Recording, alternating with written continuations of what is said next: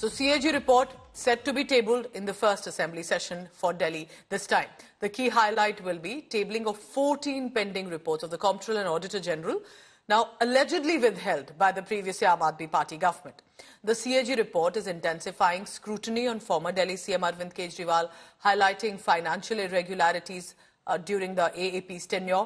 But former Delhi CM Atishi, who's now been the MLA of Kalkaji and now also LOP, is accusing in turn the Saffron clan. She's saying they're spreading lies, that she herself as CM then had submitted these CAG reports to the Speaker, and it's not that the BJP is taking this ahead. Atishi has written a letter to now Delhi CM urging the implementation of the BJP's promise instead to provide 2,500 rupees monthly to all women in Delhi, claiming many women feel cheated by the unfulfilled pledge.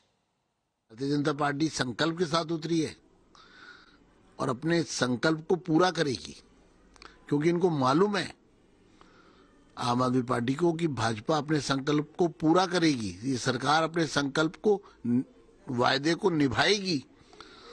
तो बौखलाहट में ये सब बातें कर रहे हैं, लेकिन इतना जरूर है कि जो काला चिट्ठा इस सरकार के भ्रष्टाचार का खुला, जिसके कारण ये सत्ता से हटे, ये अब लोगों से अपना ध्यान हटाने के लिए अनर्गल प्रचार कर रहे हैं।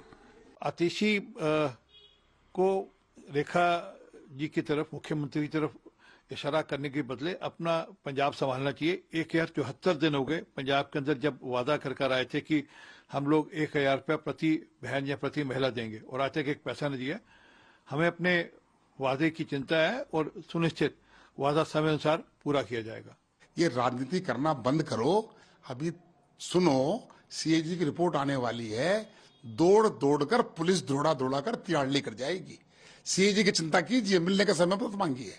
मिलने का समय हाउस चलेगा तो हाउस में अपनी बात रखिए, और हाउस में जब हमारे लोग बोलेंगे तो उसका जवाब देने का मादा रखिए। ये सब हड़बड़ा इसलिए रहे ना, क्योंकि जब जिस दिन विधानसभा का सत्र होगा सीएजी की रिपोर्ट टेबल की जाएगी 2015 से लेकर अभी तक। अब मैं कह रहा हूँ 1 लाख करोड़ का घपला निकलने वाला है, क्योंकि 15 से लेकर 25 इन्होंने 9 साल सीएजी की रिपोर्ट नहीं की। तमाम विभागों की घुसखोरी की जांच होगी, घोटालों की जांच होगी, और एक एक पैसा वापस वसूल करेंगे। मुझे तो डर लग रहा है अरविंद केजरीवाल कहीं भाग नहीं जाए उसके पहले दिल्ली छोड़ के, देश छोड़ के। हमने तो बार बार कहा कि सीएजी की सारी रिपोर्ट्स टेबल होनी चाहिए, और इसमें क्यों नहीं किया अरविंद केजरीवाल ने, सीधी बात है। खुद सुप्रीम कोर्ट ने कहा कि इसमें भ्रष्टाचार दिखता है, तभी आप नहीं करते हो।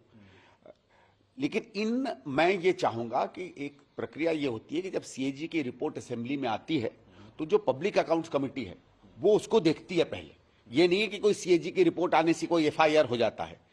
और मैं ये आशा करूंगा कि इसमें गंभीरता से ये पब्लिक अकाउंट्स कमेटी इन रिपोर्ट्स को देखेगी